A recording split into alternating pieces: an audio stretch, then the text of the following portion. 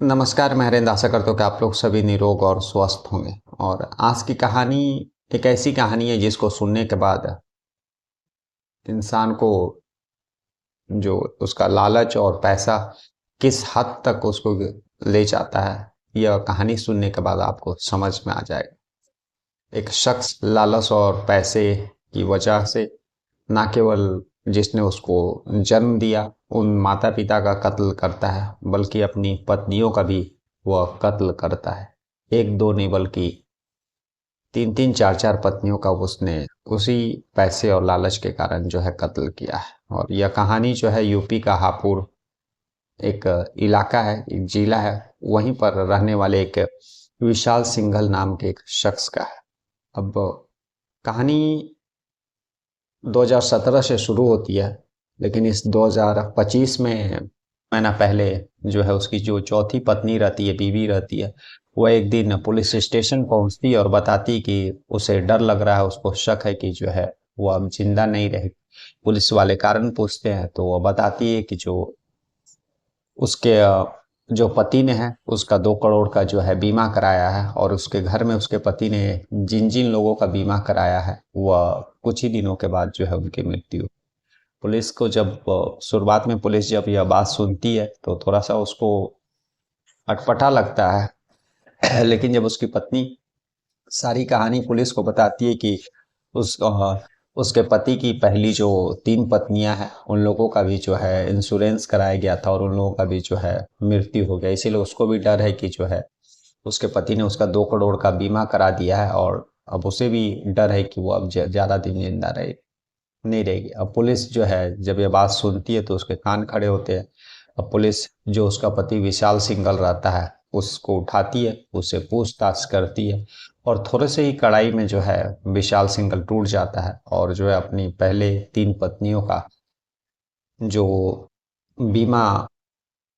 बीमा कंपनी से बीमा निकालने के लिए, बीमा का फायदा उठाने के लिए अपनी तीनों पत्नियों का कत्ल का जो बात भी वह कबूल लेता है। लेकिन पुलिस के पास जो है ना ही कोई एविडेंस, ना ही कोई ऐसा चीज था, क्योंकि तीनों पत्नियों का जो है मतलब ना ही डेड बॉडी था और मतलब उन लोगों का क्रियाक्रम भी काफी पहले हो चुका था। और यह सारी कहानी जो है 2017 से शुरू होती है। पहली बार जब विशाल सिंघल जो है अपनी माँ का जो है एक रोड एक्सीडेंट में कत्ल करता है, फिर जो है उसको एक्सीडेंट का रूप देता है, पुलिस स्टेशन में जो है अपनी माँ का एक्सीडेंट में मृत्यु का रिपोर्ट भी दर्ज कराता है, पोस्टमार्टम रिपोर्ट भी उसको उसी तरह से मिल जाता है, और फिर जो है वह बीमा कंपनी से अपने माँ के ऊपर कराए हुए इंश्योरेंस का जो है पैसा भी वह बीमा कंपनी से उसको मिल जाता है। फिर कुछ समय पार होता है, उसके बाद 2022 का वक्त आता है। 2022 में जो है वो अपने पहली पत्नी का भी जो है इसी तरह से जो है स्लो पॉइजन दे करके कत्ल करता है। लेकिन पोस्टमार्टम रिपोर्ट में ऐसा कुछ साफ नहीं हो पाता, बल्कि डायरिया और कुछ ऐसी बीमारी के कारण मृत्यु का होने की पुष्टि की जाती है। अब यहाँ पर भी जो है अपनी पहली पत्नी का भी वह उसको मारने, उसको स्लो पॉइजन देने का पहले उसका बीमा कराया था, और उसमें भी उसे 25 लाख या 90 लाख कुछ रुपए मिले थे। अब उसका उसको सारा चीज पता चल गया था। अब उसके बाद जो है अपने पिता का 2025 में जो है ऐसे ही रोड एक्सीडेंट में जो है कत्ल करता है, और फिर इसको भी जो है एक्सीडेंट का रूप देता है। पुलिस स्टेशन में जो है एक्सीडेंट में मृत्यु का रिपोर्ट दर्ज होता है। उसके बाद जो है वह अपने पिता के लिए जो इंश्योरेंस कराया गया था लगभग 65 कंपनियों से उसे लगभग 40 करोड़ रुपए का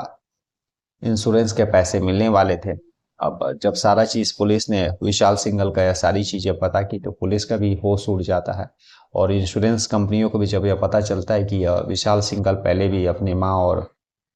पहले पत्नी का जो है इंश्योरेंस के पैसे उसको मिल चुके हैं, बीमा कंपनियां भी जो है माथा पकड़ लेती कि आखिर एक ही शख्स को तीन तीन लोगों का उसकी उसी के परिवार में जो है मृत्यु होता है एक्सीडेंट में, और तीनों का जो है उसको बीमा भी मतलब मिल चुका रहता है। एक पिता का जो अभी लगभग 64 पॉलिसी था और लगभग 40 करोड़ रुपए का जो बीमा था। पुलिस जब यह सारा चीज इन्वेस्टिगेशन करती, बीमा कंपनी से बात करती, बीमा कंपनी वाले भी यही बताते कि जो है विशाल सिंघल जो है उसका आय 20 से 25 हज़ार रुपये महीना है, और जो उसने 64 पॉलिसी कराया है उस पॉलिसी को ही कराने का जो प्रीमियम रहता है वही उसके मतलब हैसियत और बाकी चीज़ों के हिसाब से मेल नहीं खाता है। तो पुलिस को यहाँ से भी शक होता है, और पहले ही विशाल सिंघल जो है पुलिस से जो है अपना गुनाह कबूल कर चुका था। पहले 3 पत्नियों का कत्ल। अब इधर जब पुलिस बीमा कंपनियों का साथ मिल करके उसके सारे इस केस का तफ्तीश करती है तो पता चलता है कि उसने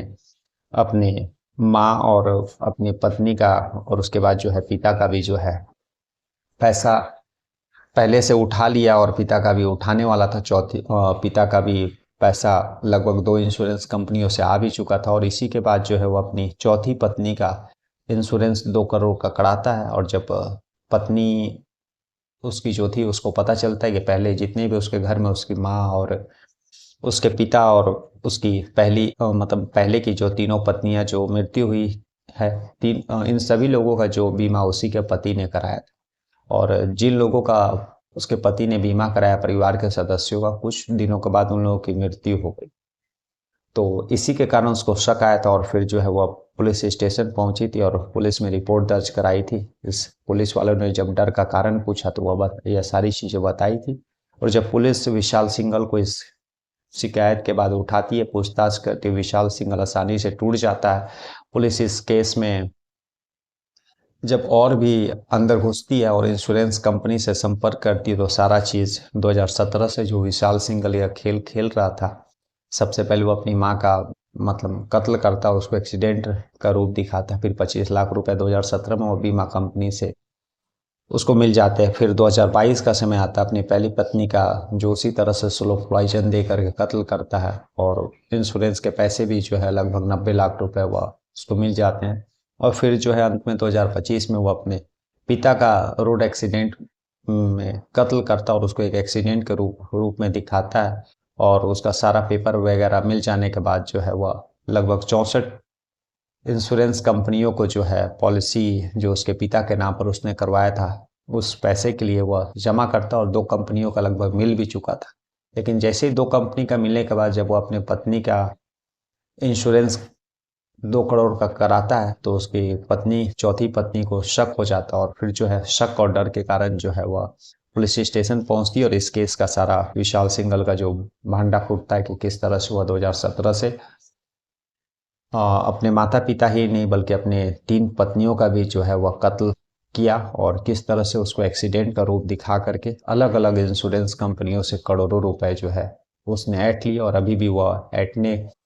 के लिए सारा कुछ पेपर वर्क कर चुका था, 2 कंपनियों का आ भी चुका था। लेकिन फिलहाल पुलिस इस केस में और भी तफ्तीश कर रही है, और भी यह जानने की कोशिश कर रही है कि आखिर पूरी तरह से विशाल सिंघल ने अब तक कितने कत्ल किए हैं, और उसको इस तरह का इंश्योरेंस कंपनियों से पैसा दिलाने में जो उसका आइडिया उसको आया कहाँ से, और कौन कौन उसको मदद कर रहे थे। तो आज की कहानी यही थी, जिसमें एक बेटा इंश्योरेंस कंपनी से पैसा मतलब पाने के लिए अपनी माँ अपने पिता का इंश्योरेंस कराता, और फिर जो है उसी पैसे की लालच में आकर के उन माँ और पिता का कत्ल करता है, उसके बाद पत्नी का कत्ल करता है, और ना जाने अभी और किन किन लोगों का जो है वह इस तरह से कत्ल करके इंश्योरेंस के पैसे हड़पता है। इसीलिए मैंने कहा कि आज की कहानी जो है एक इंसान को लालच और पैसों के लिए किस हद तक एक इंसान गिर सकता है, इस कहानी सारी कहानी सुनने के बाद जो है आपको समझ में आए। कल वो फिर ऐसी किसी कहानी स्टोरी के साथ मिलेंगे, तब तक के लिए नमस्कार, जय हिंद, जय